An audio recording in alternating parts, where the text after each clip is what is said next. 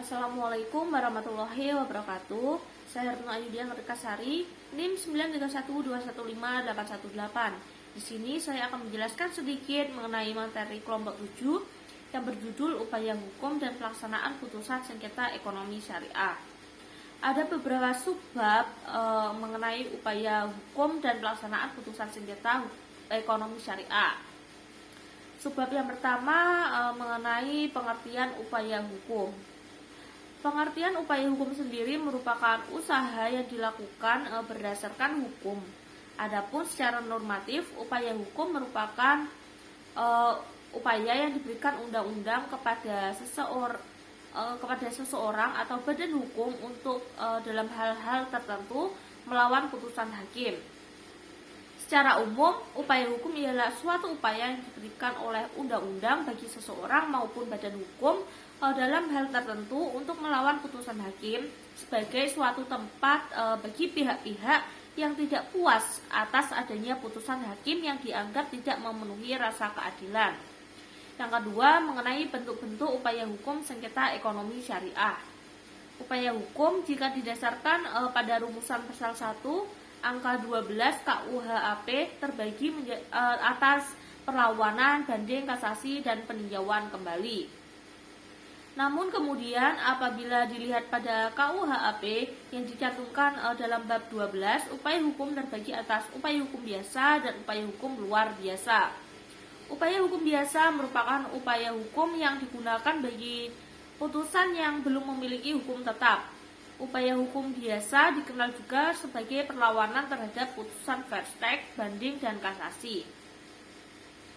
Upaya hukum luar biasa merupakan suatu upaya hukum dilakukan atas putusan yang telah memiliki kekuatan hukum tetap dan juga dalam asasnya upaya hukum ini tidaklah menangguhkan eksekusi.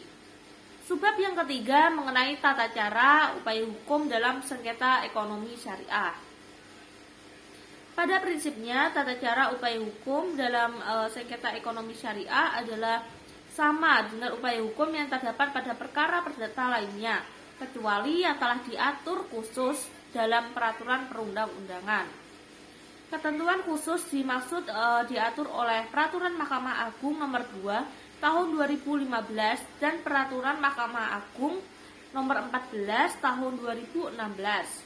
Merujuk pada ketentuan tersebut, maka tata cara upaya hukum dalam sengketa ekonomi syariah secara garis besar dapat dibagi menjadi dua jenis, yaitu ketentuan upaya hukum dalam acara sederhana dan ketentuan upaya hukum dalam acara biasa. Ketentuan dan tata cara kedua upaya hukum tersebut memiliki beberapa perbedaan. Jika tata cara upaya hukum dalam acara sederhana, upaya hukum tersebut terhadap keputusan gugatan sederhana adalah dengan mengajukan keberatan kepada Ketua Pengadilan Agama dan Mahkamah Syariah dengan menandatangani akte pernyataan keberatan yang disediakan kepaniteraan di hadapan panitera disertai dengan alasan-alasan keberatan tersebut. Sedangkan tata cara upaya hukum dalam acara biasa, tata cara upaya hukum pada penyelesaian sengketa ekonomi syariah dalam acara biasa tidak berbeda dengan tata cara upaya hukum dalam sengketa perdata lainnya. Kesamaan dimaksud baik dalam upaya hukum biasa seperti verset, banding, dan kasasi. Penjelasan saya selanjutnya mengenai eksekusi putusan dalam sengketa ekonomi syariah yang terdiri dari beberapa subbab. Yang pertama, pengertian eksekusi. Eksekusi sendiri merupakan hal menjalankan putusan pengadilan yang sudah berkekuatan tetap.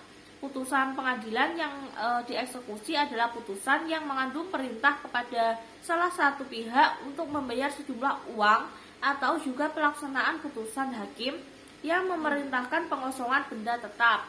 Sedangkan pihak yang kalah tidak mau melaksanakan putusan itu secara sukarela, sehingga memerlukan upaya paksa dari pengadilan untuk melaksanakannya.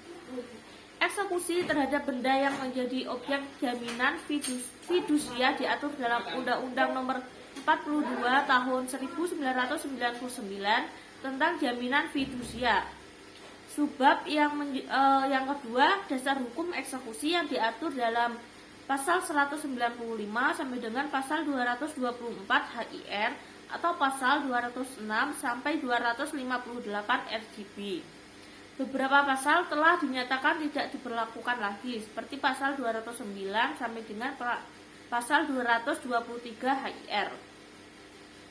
Yang kedua, pasal 195 sampai dengan pasal 208 HIR atau pasal 206 sampai dengan pasal 240 RJB masih berlaku aktif.